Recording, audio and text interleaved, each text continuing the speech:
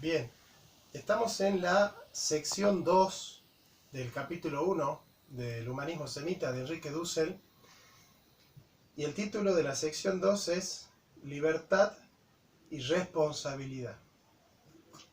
Hagamos un repaso. Nosotros venimos viendo que el hombre es, para los judíos, es carne, ¿no? Lo que en griego va a ser sarx. Al ser el hombre carne, hacer algo por el hombre es hacer algo por su carne, ¿no? En ese sentido, por ejemplo, abrigarlo si tiene frío, darle de beber si tiene sed, darle de comer si tiene hambre. Y eso propiamente es lo que va a ser la ética, ¿no?, de los judíos. Pero nosotros habíamos dicho que para los judíos el hombre es carne y ellos no creen en la inmortalidad del alma, ¿no? Pero habíamos visto que hay una etapa en el siglo III antes de Cristo, donde la influencia griega se hace notoria, se hace presente en los judíos, ¿no?, en la figura de los asmoneos, que provocan una evidente reacción por parte de los macabeos, ¿no?, cuyos herederos van a ser los fariseos. Entonces nosotros tenemos que los asmoneos van a dar pie, van a legar su helenismo, su concepción judía en base a la influencia que tiene ya el pensamiento griego, el dualismo indoeuropeo en Jerusalén, y los fariseos van a heredar el pensamiento de los macabeos, ¿no? Van a decir, ellos son los conservadores, lo que dicen que la interpretación de la Torá y del Tanaj, del Antiguo Testamento hebreo, no debe estar contaminada por la influencia que tiene la filosofía griega en el pensamiento judío. Es así que, por ejemplo, los fariseos, que consideran que no hay que dejarse llevar por la influencia de los griegos, sin embargo, y a pesar de esa reticencia a abrirse al pensamiento griego, paradójicamente, ¿no?, los fariseos van a sostener que el alma es inmortal, van a sostener la inmortalidad del alma, pero la van a unir junto con la resurrección del cuerpo, ¿no?, que va a ser el pensamiento luego del cristianismo clásico, ¿no?, que existe la resurrección del cuerpo, y la resurrección del cuerpo es la búsqueda de la reconciliación entre el hombre carnal y el alma inmortal, ¿no? Como que el alma inmortal muere, se va al cielo a la espera de reconciliarse, de reunirse de nuevo con su corporalidad, esta vez ya para el cristianismo un cuerpo glorificado, ¿verdad?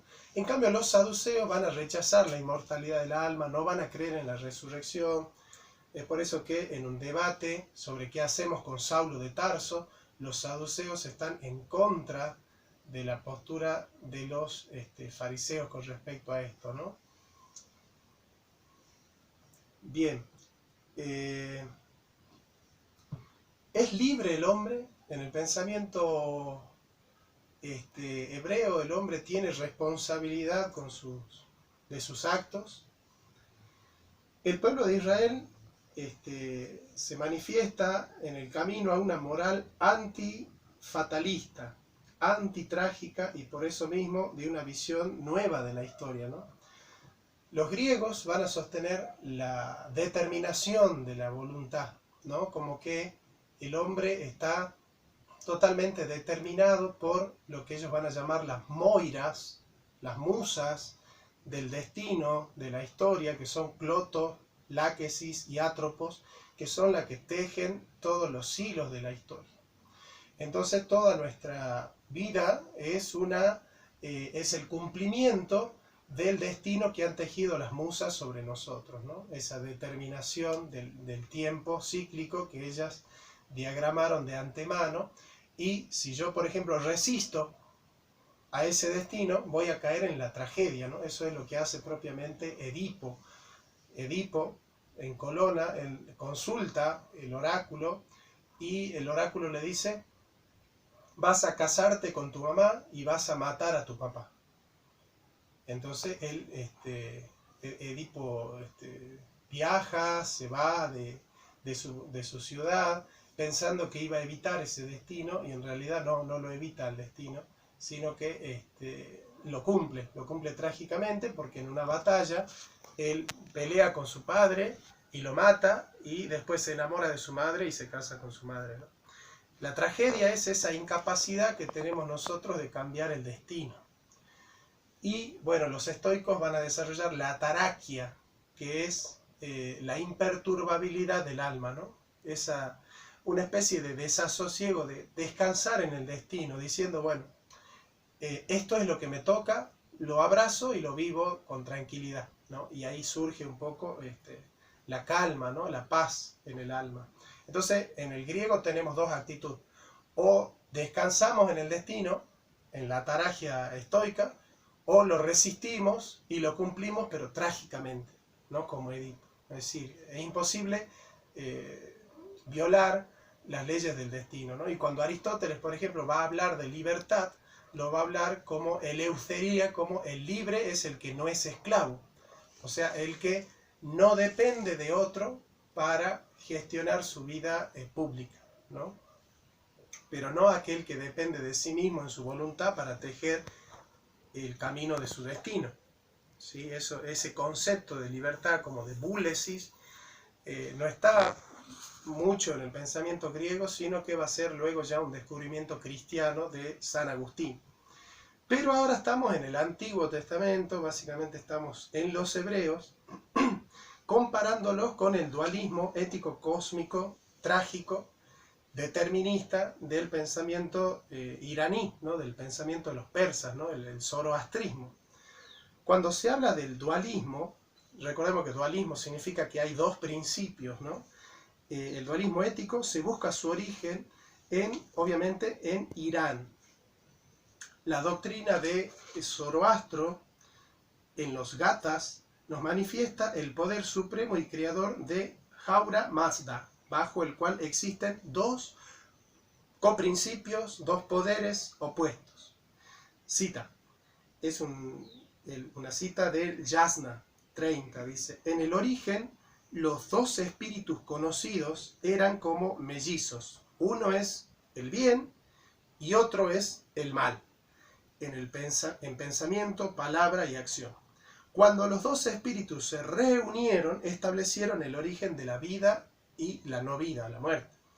De estos espíritus, el malo eligió obrar mal, mientras que el espíritu muy santo, vestido del cielo, eligió el partido de lo justo. Entonces acá tenemos dos principios: el espíritu de lo malo, que es el principio de toda acción mala, y el espíritu de lo bueno, que es el principio de toda acción buena. Los dos espíritus son Spenta Manyu y Angra Manyu, que serán simbolizados en los tiempos de Avesta, no ya por dos seres que eligen operar el bien o el mal, sino que son creados trágicamente buenos o malos. El dualismo se acentúa y el responsable es un creador, es decir, o el creador ha creado un espíritu malo para que haga el mal en la humanidad, y otro bueno para que haga el bien en la humanidad, de tal suerte que cada vez que en la humanidad se produce algo bueno es obra del espíritu bueno, y cada vez que sucede algo malo es fruto del espíritu malo. Entonces en el hombre no hay libertad, y si no hay libertad no hay responsabilidad. Esa es un poco, ¿no? La característica del dualismo indoeuropeo que va a caracterizar a los indios, a los medos, a los persas, y obviamente a través de los fenicios a los griegos. ¿Se entiende, no? O sea, el dualismo consiste en que hay un principio, que es el mal, que opera siempre que sucede el mal en el mundo. Y hay un principio, que es el bien, que opera siempre que sucede el bien en el mundo. Entonces, por ejemplo, si Juancito le da de comer a los pobres, es porque el bien está operando en él. No que Juancito con su libertad decide actuar bien, digamos, ¿no? Por otra parte, tenemos otra rama del dualismo, que es el gnosticismo, ¿no? La palabra gnosis significa conocimiento, ¿no? Bueno, el gnosticismo sostiene que nosotros no nos salvamos tratando de cumplir con la voluntad de Dios o teniendo fe en Jesucristo, sino que nos salvamos a través de un conocimiento esotérico y oculto que solo unos privilegiados iluminados pueden obtener, ¿no? Nace el gnosticismo en el mundo persa y bajo la siguiente problemática. El origen y la causa de esta doctrina es el buscar y discutir el problema que responde a la pregunta ¿de dónde viene el mal? Entre el Dios Supremo y la creación se sitúa el demiurgo. ¿Sí? Hay el Dios Supremo, el demiurgo que crea al mundo, digamos, ¿no? Que siendo el productor es al mismo tiempo la causa del mal. Es decir, la causa del mal es el demiurgo. De este modo, el gnosticismo evita atribuir al Dios Supremo la causa del mal en el mundo. Claro, si Dios es bueno, no puede ser Dios la causa de los males que hay en el universo, digamos.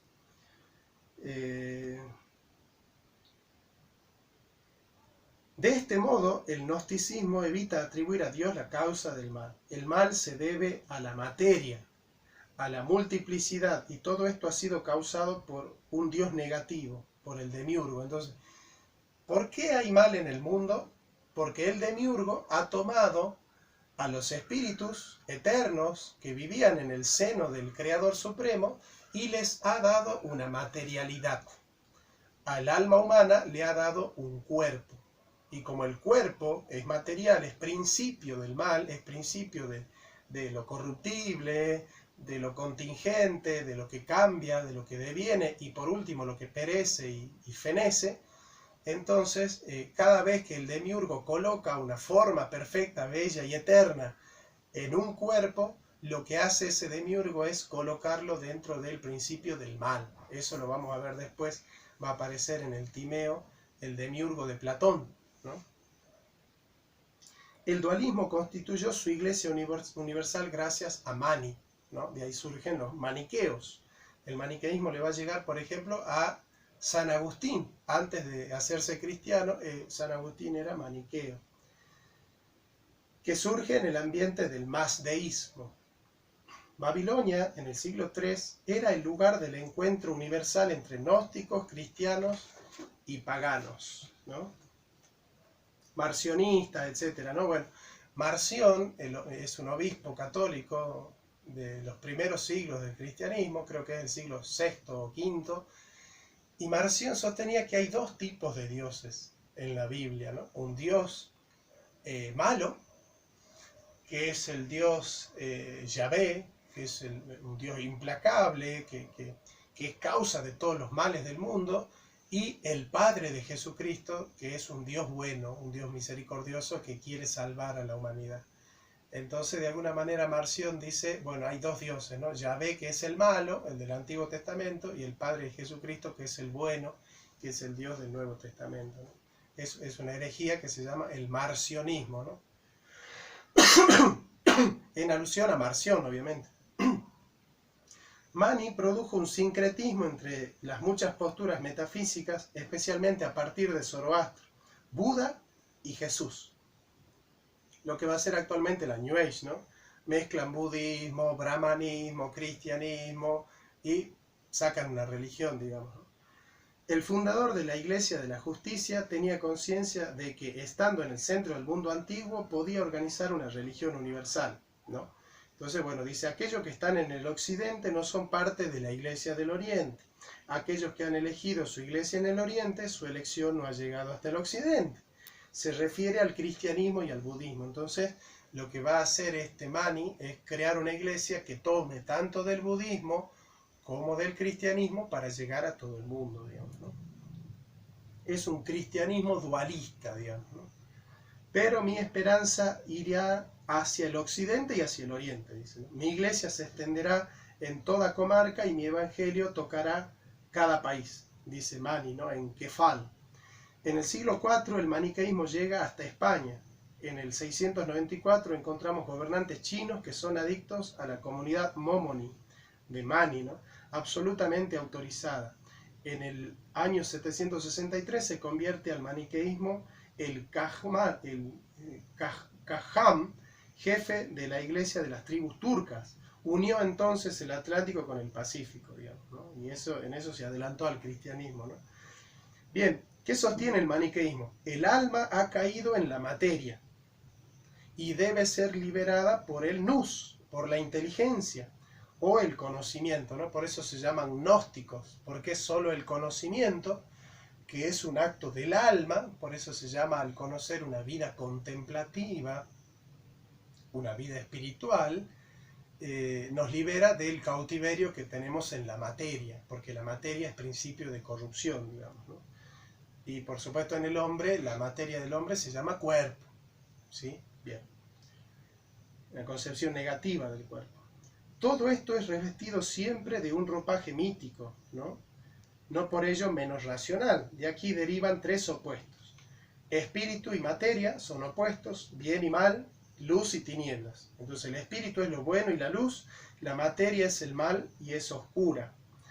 La desdicha de nuestra existencia es la mezcla entre lo espiritual y lo carnal, entre la luz y la oscuridad, entre el bien y el mal. La salvación consiste en la ruptura, en la separación de estas dos sustancias que se radicalicen, donde el espíritu se libere de la materia, el bien quede libre del mal y la luz se independice de la oscuridad. Aquí nos interesa mostrar cómo la ética dualista se funda en una antropología indoeuropea, con profundas analogías con el pensamiento helénico, griego y aún con identidad, por cuanto es uno de sus frutos en cierta manera. O sea, el pensamiento griego de alguna manera depende de este pensamiento persa, ¿no? Bien, es una ontología dualista, ¿no? Es un pensamiento del ser de las cosas que tiene dos principios distintos, digamos. El bien y el mal son dos principios primordiales. El hombre original, con sus 5 hijos, aire, viento, luz, agua y fuego, fue vencido por la tiniebla y sus hijos devorados por los demonios. Así cayó en la mezcla de un cuerpo material, ¿no? Gracias a la oración, el hombre original es salvado por el Espíritu viviente que lo saca del infierno después de explicar todo esto en complicadas mitologías que tienden a unificar las diversas tradiciones del Medio y el Extremo Oriente. Adán es el primer hombre, no el hombre original, que cayendo igualmente en la materia, queda ciego y sordo, inconsciente y perdido, sin recuerdo de sus orígenes divinos. ¿No? Es como que Adán es el primer hombre que vive en un mundo perfecto y eterno, donde hay almas puras, y de repente Adán, por un pecado, cae en la materia. Y estar en la materia es un castigo para Adán, digamos, ¿no? O sea, estar en el mundo natural, en el mundo físico, es un castigo del alma pura que solo goza estando en el cielo perfecto y puro, inmaterial, eterno de los dioses, digamos, ¿no? En este caso de Dios. La moral, el camino de la perfección y la liberación, es el samsara. El alma debe desprenderse del cuerpo por la purificación y la penitencia, para que por la gnosis, por el conocimiento, la contemplación, alcance el reino de la luz. Esta estructura es trágica. El hombre es necesariamente una mezcla entre cuerpo y alma, materia y espíritu. Tiene un cuerpo que es necesariamente malo y que es principio de todas sus obras malas. De todos esos males y desdichas, el hombre no es personalmente responsable, porque todo es ya así. Digamos, cada vez que yo hago algo malo, es fruto de que en mi cuerpo está la carnalidad que me hace operar el mal. Y cada vez que yo hago algo bueno, es fruto de que en mí hay un alma que es espiritual y que es principio de toda bondad. Así que yo no soy responsable cuando hago algo malo y tampoco soy responsable cuando hago algo bueno. Sucede en mí, digamos. Yo no lo gestiono. Durante el primer cuarto de siglo nació en Bulgaria el movimiento de Bogomil. Ellos creían que al comienzo había dos dioses, el Mayor Deus, el Dios mayor, había creado las cosas espirituales invisibles, y el minor deus, es decir, Lucifer, que creó todas las cosas corporales y visibles, ¿no? Los cátaros, que significan los puros, ya en la Edad Media, se expresan del mismo modo. Yo concedo que Dios ha creado todo, entendiendo por esto las cosas buenas, pero las cosas malas y vanas, transitorias y visibles, estas no las ha hecho Dios, sino el creador inferior, el minor creator. Por eso es importante rescatar cómo en el credo apostólico los cristianos confiesan y dicen: creo en Dios, Padre, creador del cielo y de la tierra, ¿no? Dios ha creado tanto lo celestial, lo espiritual, los seres espirituales, como también los seres materiales, el mundo material, digamos, ¿no? El mundo material no es la creación de un demiurgo, o de otro dios menor, o de un dios malo, o de un coprincipio negativo, no, no, no. Dios ha sido el que ha creado el mundo espiritual y el mundo material, e hizo el mundo material y espiritual buenos, de igual manera buenos, ¿no? Ese es el pensamiento del cristianismo ortodoxo, digamos. El dualismo iranio-persa será desorganizado solo por la presencia de una cosmovisión semita, el Islam, ¿no? El Islam va a ser el pensamiento semita que va a poner en jaque al dualismo iraní. Y sin embargo, el mismo Islam se transformará por su contacto, ya que los pueblos iránicos adoptarán el mahometanismo chiita en oposición al sunita, que será mayoritario, digamos. Bien, volvemos enseguida con más clases de filosofía.